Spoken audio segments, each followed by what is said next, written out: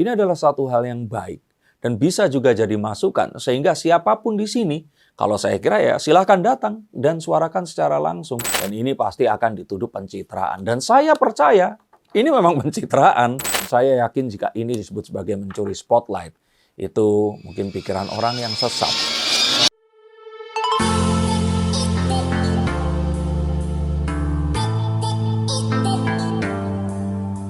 Gibran Rakabuming Raka ini mencoba curi-curi spotlight saat Pak Prabowo ini sedang beranjak ke luar negeri dan sedang mendapatkan tekanan karena dugaan endorsementnya terhadap salah satu calon gubernur dan wakil gubernur Jawa Tengah.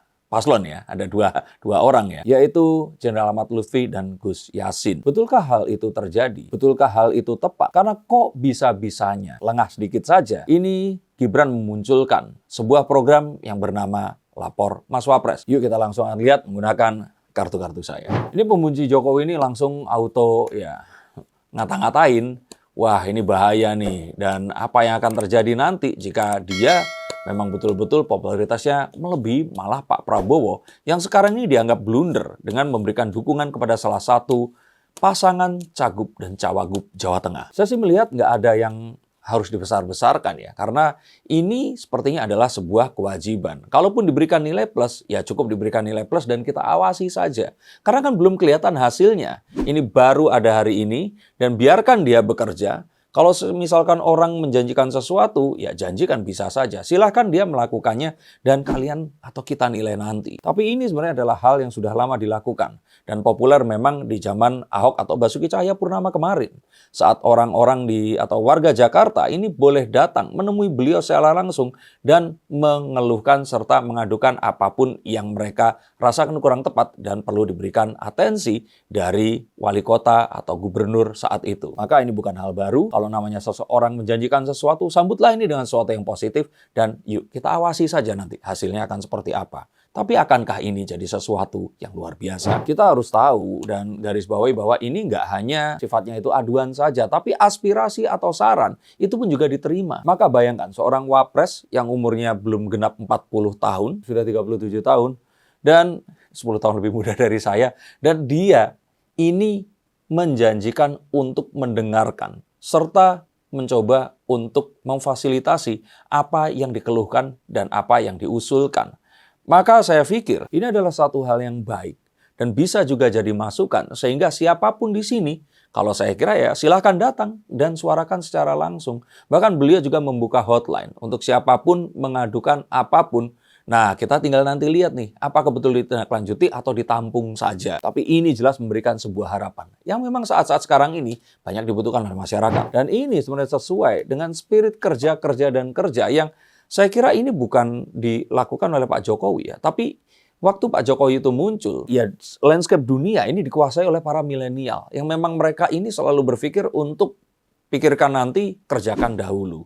Maka ini adalah satu hal untuk memutus rantai birokrasi dan mempersimpel atau menyederhanakan sesuatu yang rumit dan dianggap itu bertele-tele dari zaman dulu. Maka ini adalah sebuah hal yang pasti, di samping juga penangkapan para koruptor dan pengungkapan kasus-kasus korupsi yang membuat para koruptor ini harap-harap cemas. Serta saya kira ini adalah sebuah upaya yang baik yang akan bisa ditularkan kepada para menteri dan para pemimpin daerah di tempat-tempat yang ada di Indonesia. Dan ini seharusnya sesuatu yang nggak baru untuk dunia demokrasi. Bahkan saya sering dengar kalau di kantor itu ada namanya town hall meeting, di mana VVIP atau bos langsung itu bisa langsung dengerin OB-nya ini ngobrol, langsung menyampaikan unek-uneknya dan apa yang harus didengarkan. Dan saya kira top down ini memang harus dilakukan dalam apapun sebuah keorganisasian atau ya kebangsaan seperti sekarang ini. Apalagi di kala World Wide Web, di mana orang-orang ini itu bisa bertemu secara langsung.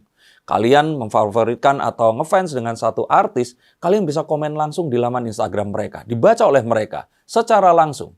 Kenapa presiden dan wakil presiden? Nggak begitu juga. Dan ini pasti akan dituduh pencitraan. Dan saya percaya ini memang pencitraan. Tapi kalau pencitraannya positif dan bisa dibuktikan tidak hanya teoritis saja, kenapa enggak? Ini adalah satu hal yang saya kira ya sudah kita awasi, kita tunggu saja dan nanti nilai aja hasilnya akan gimana. Meskipun saya yakin ini butuh sebuah komitmen yang besar dan pekerjaan yang pasti akan rumit. Itu orang-orang di bawah beliau secara langsung itu pasti mumet karena mereka nggak mengharapkan ada job desk baru yang seperti itu. Tapi harusnya kita, warga negara Indonesia, ini ikut happy dan bergembira karena kita langsung bisa ketemu dengan orang yang kita pilih. Pilih nggak kalian? Nah, kita coba akan lihat nih, si asam sulfat ini bisa apa? Coba kalian langsung sampaikan saja apa yang kalian keluhkan dan coba kalian juga masukkan aspirasi apa yang harus dilakukan. Jangan terus minta lengser ya. Saya nggak tahu apakah akan ada yang menanyakan, coba temukan fufu-fafa seperti itu. Atau seperti yang saya lihat ternyata lebih banyak di sini yang datang itu protes tentang mafia tanah atau tentang skorsing atau juga pemecatan yang tidak adil. Apapun ini saya pikir ini bisa ditanyakan di sana. Dan ini adalah bentuk hijrah atau komitmen yang akan juga harus dilakukan oleh para punggawa-punggawanya. Ini para menteri, pemimpin daerah, ini pasti harap-harap pasti adem panas nih karena ngelihat wapresnya begitu, maka mereka harus melakukan paling tidak yang sama. Ini terpaksa dan ini adalah sebuah suri toladan atau contoh yang baik agar para pemimpin yang ada di tingkat bawah, bahkan mungkin wakil rakyat, harusnya melakukan hal seperti ini lebih sering lagi untuk mendengarkan suara dan aspirasi yang ada di masyarakat yang memilih mereka. Maka budaya ini harusnya menjadi satu hal yang baik dan jangan dikomentari lagi. Maka untuk para pembenci ini silahkan mengomentari yang lainnya. Yang ini please harusnya dijadikan sebuah contoh untuk dilakukan di sebanyak mungkin di pelosok Indonesia. Saya yakin ini pasti akan ada kasus-kasus yang terkuak. Kasus baru yang akan dipakai sebagai contoh. Jadi kayak misalkan bisa saja nih orangnya nggak ada yang lapor, tapi untuk membongkar ini seakan-akan ada yang lapor, terus hal itu akan diungkap dan boom, ini akan jadi sesuatu yang besar. Maka kembali lagi, yuk kita nikmati saja. Ini sesuatu yang menguntungkan untuk seluruh masyarakat Indonesia. Dan coba laporkan saja. Siapa tahu apapun yang kalian aspirasikan atau laporkan, ini akan jadi kenyataan dan bisa benar-benar dihilangkan jika itu cukup mengganggu. Dan saya yakin jika ini disebut sebagai mencuri spotlight, itu mungkin pikiran orang yang sesat. Apa yang terjadi ini sepertinya memang sudah melalui konsultasi dengan Pak Prabowo dan Presiden Indonesia. Tapi ya makanya orang-orang yang memang membenci ini akan selalu melihat dua sisi dari apapun itu. Mereka mau menikmati hal yang mereka dapatkan, tapi mereka pasti akan mencemooh hal yang mereka anggap tidak benar.